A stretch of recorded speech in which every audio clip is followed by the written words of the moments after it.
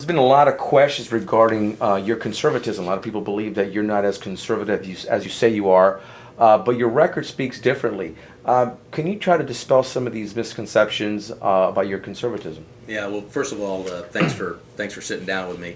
I can't help what my political opponents will try to say, but I have one of the strongest conservative records in the United States Congress. I was the first one to oppose any sort of bailout when it was Freddie and Fannie. I consistently stood up against Obamacare. I was one of the only Republicans, if not the only Republican, to vote against our own Republican budget because it spent too much. I have an extremely strong conservative record, and there are a number of organizations out there that give me a 100% voting record on conservative issues. Now, one of the biggest issues that conservatives in the state of Florida take with you is you had voted against four embryonic stem cell research bills. Why did you vote against them? Can you explain? It's a very difficult issue, and I've got in my lifetime family members who have suffered greatly from many different diseases. And my father, who is a very strong pro-life when he was in the Senate, supported stem cell. I supported stem cell. If someone's looking for am I pro-life, all they have to do is look at the different organizations, the Christian Coalition and others, and they'll see that I have a 100% voting record when it comes on pro-life issues. But why did you vote against the embryo or for the four embryonic stem cell research bills? Again, I thought what could be more pro-life than to help people like my grandfather who suffered from illnesses that stem cell research could help in. The perception also in your district is that you're not around. That you spend more time sunbathing in Palm Springs. Yeah, convenient for my political opponents, but they've got their head stuck in the sand. The only people who suggest this are people who oppose me. If you go back and you look and you talk to people in the district, that's not their perception. This comes from my political opponents, whether it's Republican or Democrat. Always has, always will.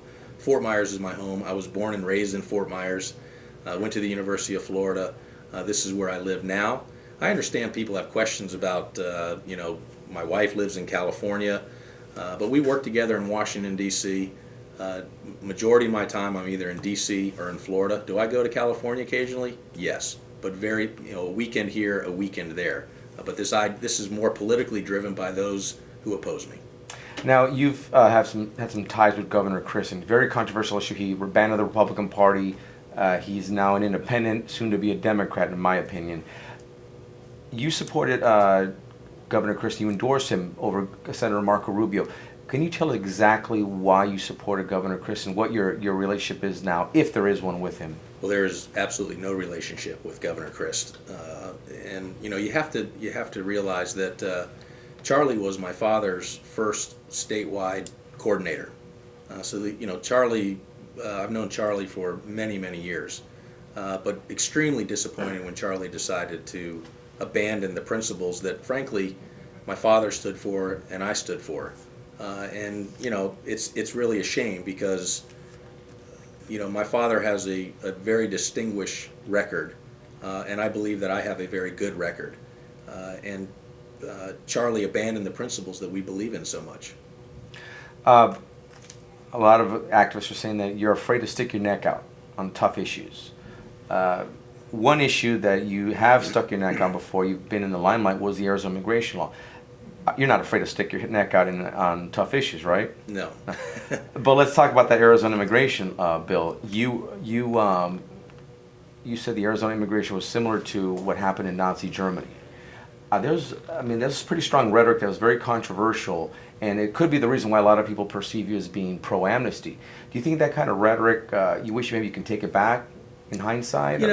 Maybe the issue to Nazi Germany. But look, here's the point. I opposed amnesty when President Bush tried to push forward a bill that had amnesty in it. I thought it was wrong in '84 when Reagan pushed for amnesty.